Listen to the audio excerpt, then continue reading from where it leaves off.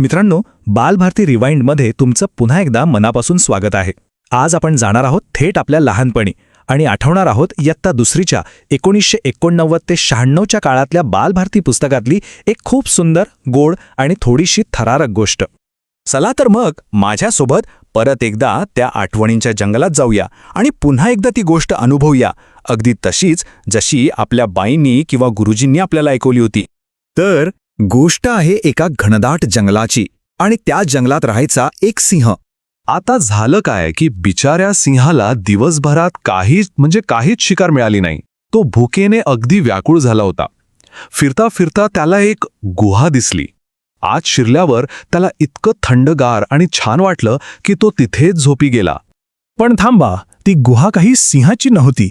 ती होती एका चतुर कोल्ह्याची, आणि तोच तर आपल्या गोष्टीचा खरा हिरो आहे. कोल्हा शिकारीसाठी बाहेर गेला होता आणि आता त्याच्या घरी परतण्याची वेळ झाली होती. थोड्या वेळाने सिंहाची झोप मोड झाली आणि काय बघतो तर काय, गुहेकडे कोल्हा येतोय. त्याच्या मनात एकदम लड्डू फुटले. वाह, आयती शिकार चालून आलीये असं म्हणून तो हळूच मागे सरकला आणि दबा धरून बसला. पण कोल्हा काही साधासुधा नव्हता.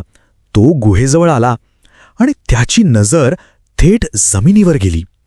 तिथे त्याला दिसले सिंहाच्या पावलांचे ठसे आणि त्याने इतकं बारकाईने पाहिलं की त्याच्या लक्षात आलं की अरे, ठसे आत तर गेलेत, पण एकही पाऊल बाहेर आलेला नाहीये.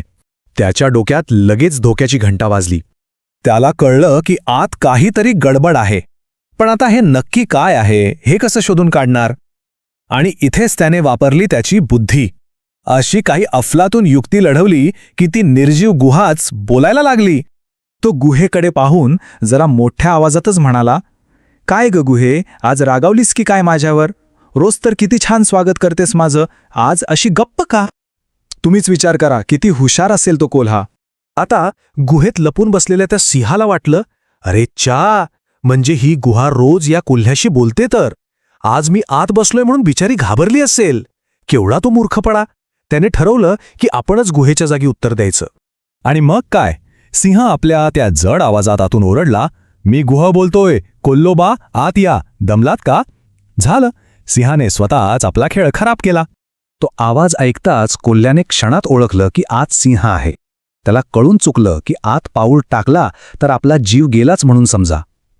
तो मनातल्या मनात म्हणाला, इथून पळ काढलेलाच बरा.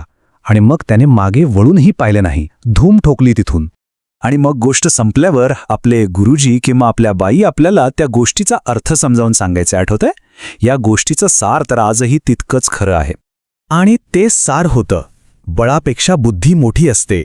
सिंहाकडे केवढी ताकद होती, नाही गा?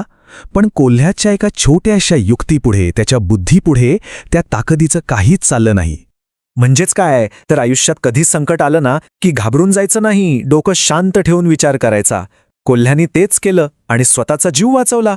लहानपणी ही गोष्ट ऐकल्यावर आपल्या मनात कितीतरी प्रश्न यायचे. खरंच का हो गुहा बोलत असेल? तो सिंह कसा दिसत असेल बरं? आणि तो कोल्हा? तू तर आपला हिरोच होता. पुस्तकातली ती चित्र बघून असं वाटायचं की हे सगळे आपले मित्रच आहेत. अच्छा, मला एक सांगा, आपण सगळे कोणत्या वर्षी होतो दुसरीमध्ये?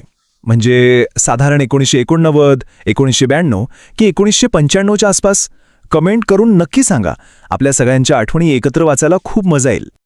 आणि हो, बालपणीच्या अशाच सुंदर आठवणींमध्ये परत रमायचं असेल तर आपल्या बालभारती रिवाइंडला सबस्क्राईब करायला विसरू नका. चला तर भेटूया पुढच्या वेळी एका नव्या गोष्टीसोबत. तोपर्यंत नमस्कार.